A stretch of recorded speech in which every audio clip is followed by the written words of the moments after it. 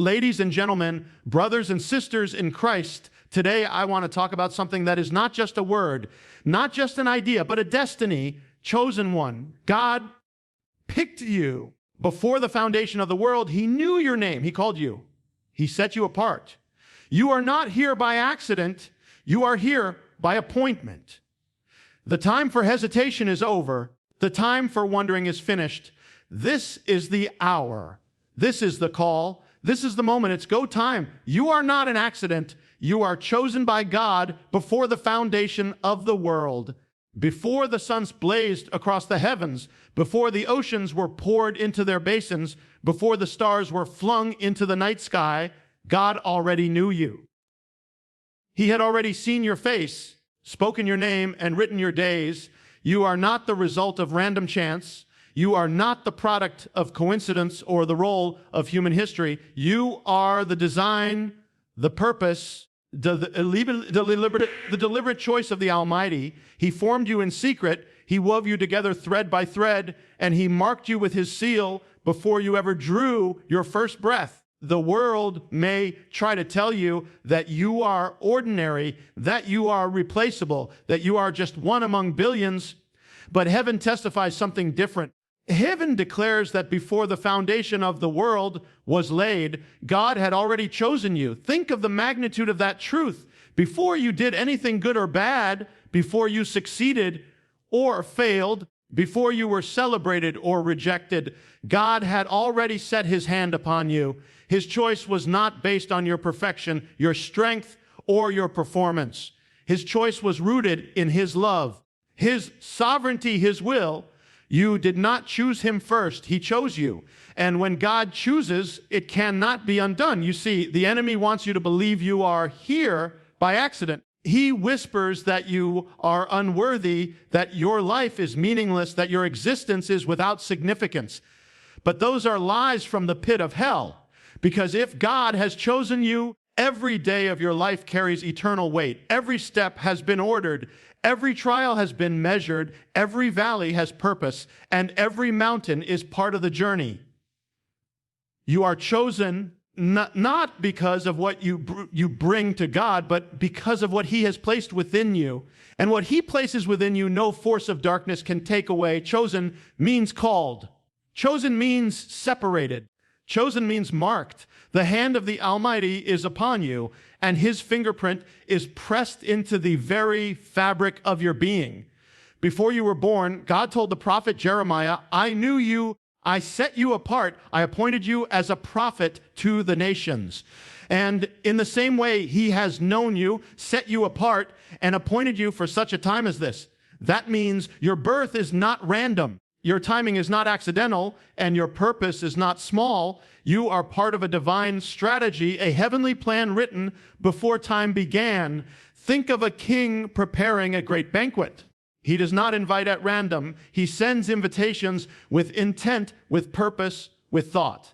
In the same way, the King of the universe has extended an invitation to you. Out of the billions who have walked this earth, He has called your name. He has picked you up from the crowd, not to be overlooked, not to be silenced, not to be wasted, but to be a vessel of His glory. When the King calls, it is no small thing. His call is irrevocable, His choice unshakable, His will unstoppable. You may feel unqualified, unprepared, or unworthy. Moses felt the same when God called him from the burning bush. Gideon felt the same when the angel greeted him as a mighty warrior. David felt the same when the prophet Samuel anointed him in secret. But here is the truth. God does not call the qualified. He qualifies the called. He does not look at your resume. He looks at your heart. He does not choose based on the world's measure of strength. He chooses according to His own purposes. And when He chooses you, His power becomes your sufficiency. You are not here by the will of man, but by the will of God. You are not shaped by accident, but by intention. You were placed in this generation, in this season, in this exact moment of history because God ordained it. Your gifts, your passions, your scars, your story, none of it is wasted. All of it is part of the choosing. And when you grasp that you are chosen, the chains of comparison fall away. the lies of insignificance lose their hold, fear of failure begins to break. Being chosen means being set apart for a divine purpose. When God chooses, he also separates. He does not leave what is holy to be mingled with what is common. He takes what is his and sets it apart for his glory. To be chosen is not only to be loved, but to be marked, to be consecrated, to be taken out of the ordinary and placed into the extraordinary. It means that your life is not like every other life. Your path is not like every other path. Your calling is not like every other calling. The moment God sets his hand upon you, story is no longer your own, it becomes his. The vessels in the temple were not ordinary vessels. They may have been made of gold, silver, or bronze, but what gave them their true worth was not the material from which they were formed. It was the purpose for which they were set apart. They were dedicated to the service of the King of Kings. They could not be used for common meals or for ordinary tasks. Their separation was their sanctity. In the same way, when God chooses you, he sets you apart from the world. You cannot live as everyone else lives. You cannot walk as everyone else walks. Your life is consecrated, your days are holy ground, and your steps are meant for his kingdom. This is why sometimes you will not fit in. This is why the crowd will never fully embrace you, why the world will never completely understand you. You were not created to blend in. You were created to stand out. Light cannot hide in darkness, and salt cannot lose its flavor without losing its very essence. To be chosen means to live as one who has been separated from the current of the world. It means saying no when others say yes, and yes when others say no. It means walking a narrow road, one that is often lonely, often misunderstood, but always filled with the presence of God. When Israel was chosen as a nation, God called them to be holy, distinct from the nations around them. He gave them commandments, festivals, patterns of worship that set them apart, not to burden them, but to reveal through them his nature and his glory.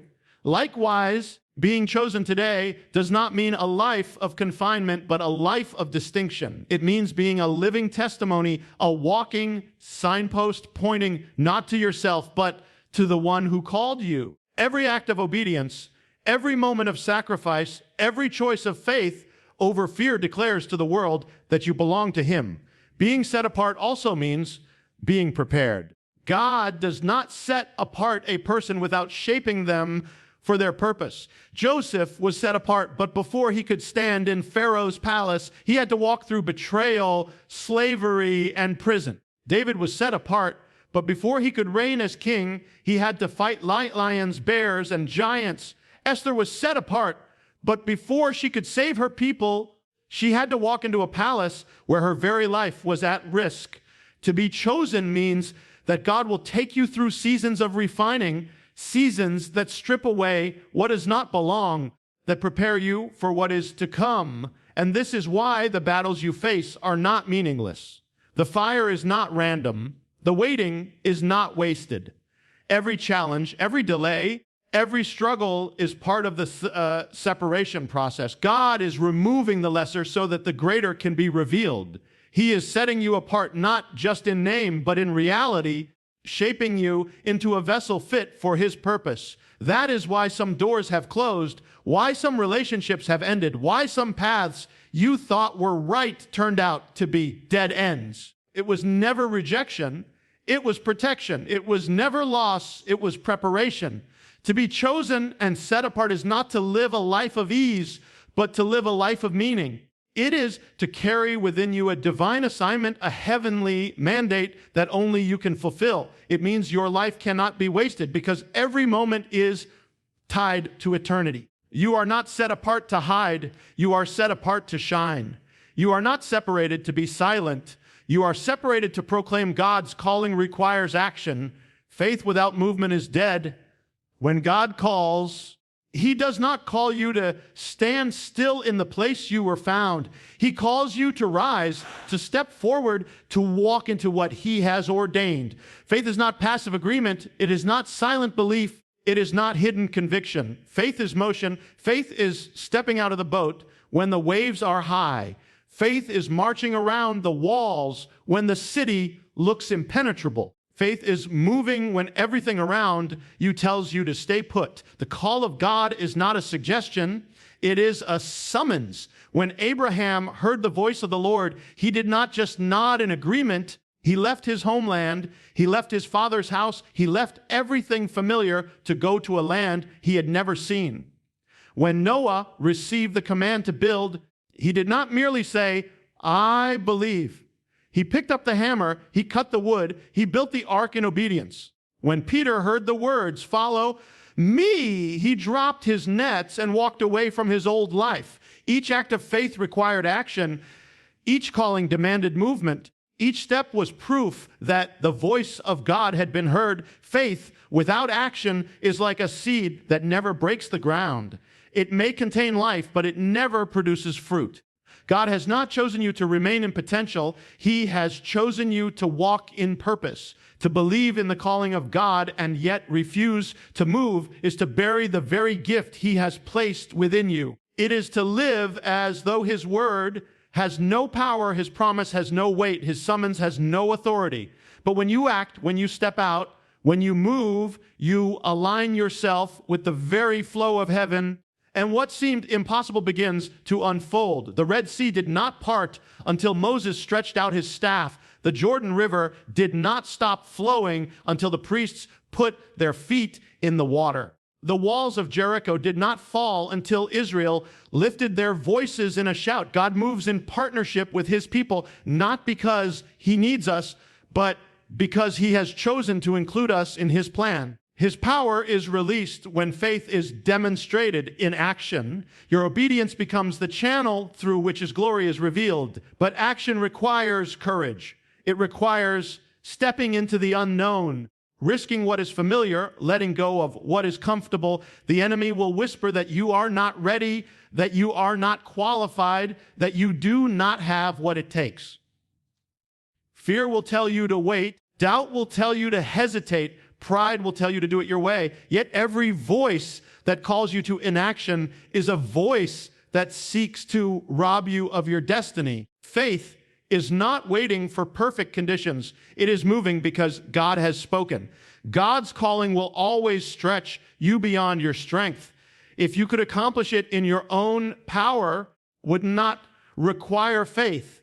That is why His calling is bigger than your resources, greater than your abilities, higher than your understanding. It compels you to step into a place where only His hand can sustain you, and when you move in obedience, you discover that His strength is made perfect in weakness. His grace is sufficient in lack. His provision appears where there was nothing. To act on God's calling is also to surrender control. It is to place your steps into His hands. Trust that He who began the good work will be faithful to complete it. You may not see the whole road. You may not understand every turn, but faith does not demand sight. It demands trust. Abraham did not know the destination, but he trusted the one who called. Peter did not know where his steps would lead, but he trusted the voice that said, "Come."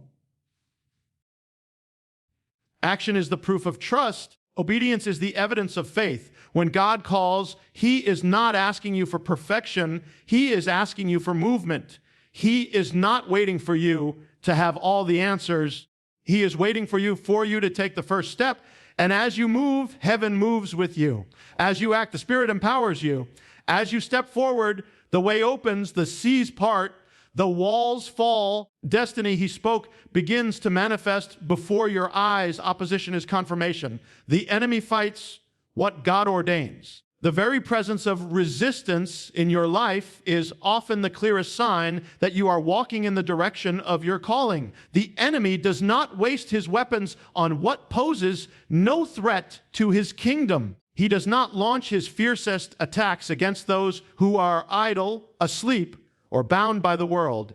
He saves his sharpest arrows, his strongest storms, his fiercest battles for those who are chosen, who are anointed, those who carry within them the seed of destiny. Look through the scriptures and see the pattern. Joseph was given a dream, a vision of rulership and purpose, and immediately the opposition rose up. His brothers plotted against him, stripped him of his coat, threw him into a pit, and sold him as a slave. Yet every act of opposition became another step toward the throne God had already ordained. David was anointed as king, and almost instantly he was pursued by Saul, hunted through caves and deserts, his life threatened again and again.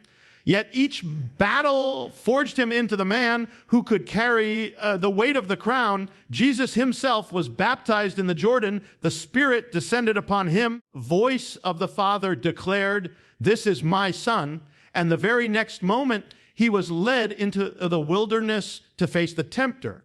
The attack always comes after the anointing. Enemy does not fear your past. He fears your future. He does not tremble because of where you have been. He trembles because of where God is taking you. That is why the moment you step into obedience, resistance intensifies. The moment you begin to pursue what God has spoken, the warfare begins. The enemy sees in you what you may not yet see in yourself. The image of God rising, calling of God unfolding, the power of God being revealed. Opposition is not the evidence of abandonment, it is the evidence of assignment. Do not mistake the storm for God's absence. Storm often comes because of his presence. When the disciples obeyed Jesus and stepped into the boat to cross the sea, they found themselves in the middle of a violent storm. They were not out of his will. They were in the very center of it. The storm was not punishment. It was preparation. The opposition was not a sign to turn back. It was a test to press forward. What you face in resistance is not meant to destroy you. It is meant to reveal what has been placed inside of you. The greater the calling, the greater the battle. Giants only stand in fields that are worth possessing. You know the size of your assignment by the size of your opposition. If the enemy is fighting you fiercely, it is because something significant is on the other side of your obedience. If doors seem to slam, if obstacles rise, if the attacks feel relentless, it is because the adversary is trying to block what heaven has already decreed. But what God ordains cannot be undone. What he establishes cannot be overturned. What he has spoken cannot be silenced. Opposition is also God's refining fire. It strips away reliance on the flesh. It purges the heart of pride. It teaches dependence on the Spirit. Without Goliath, David would have remained a shepherd in the field. Without Pharaoh, Moses would not have risen as a deliverer. Without persecution, the early church would not have spread across the world. Very opposition that threatens to stop you becomes the instrument that launches you into destiny. So when the attacks come, when the resistance rises, when the enemy presses in, do not be surprised. Do not think it strange as though something unexpected has happened. It is the natural response of darkness against the light. It is the confirmation that what you carry is real, that what you are stepping into is divine, that the hand of God is upon you. The enemy only fights what he fears, and if he is fighting you, it is because he fears what God has placed within you. And if he fears it, then you can know it is greater than you can imagine, stronger than you realize, more unstoppable than you have believed. This generation needs your obedience. Your yes unlocks destiny. Every calling from God is not only about you, it is about those connected to your obedience. When you say yes to God, it opens doors for others. It changes lives beyond your own. It releases blessings into places you may never see with your eyes. Your obedience is the key that unlocks chains, the seed that brings forth harvest, the spark that ignites revival. Heaven has chosen you. It is your yes that brings his will into action on the earth. Think of Abraham. His yes to leave his homeland was not just for him. It became the foundation of a covenant that birthed a nation and blessed the entire world. Moses' yes to stand before Pharaoh was not just for him. It set free an entire people from slavery. Esther's yes to walk into the king's court was not just for her. It preserved the destiny of her people when destruction was at the door. Obedience of one life carries ripple effects that touch generations. What you decide today is not contained to your own story. It will impact the lives of others who may never even know your name. This is why the enemy works so hard to silence your yes. He surrounds you with fear. He fills your mind with doubt. He whispers that you are not enough.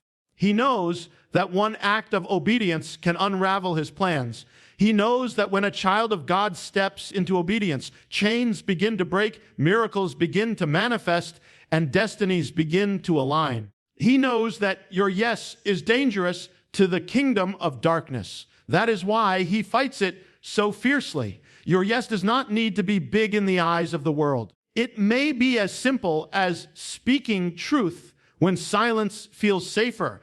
It may be forgiving someone when bitterness feels easier.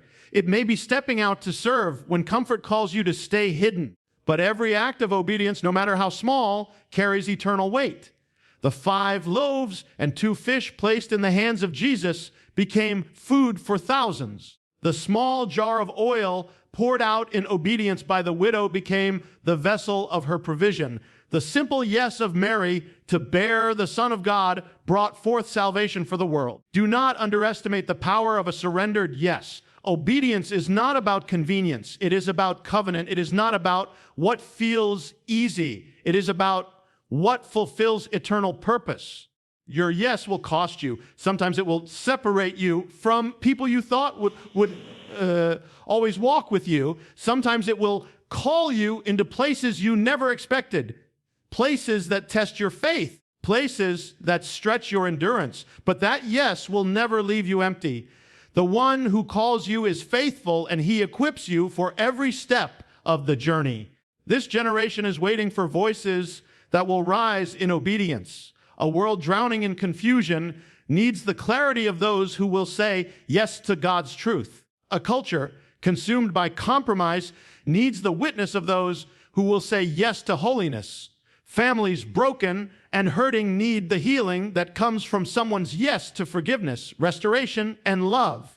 Entire communities are crying out, whether they know it or not, for the impact of your obedience. What you carry is not just for you, it is for them. Your yes is the bridge between heaven's plan and earth's reality. God has already chosen. God has already called. God has already spoken. But he has given you the choice to align your will with his. And when you align, when you surrender, when you obey, you become the vessel through which his kingdom breaks into this world. Your yes becomes the sound that echoes in eternity, the step that alters history, the decision that unleashes what God has prepared from the beginning.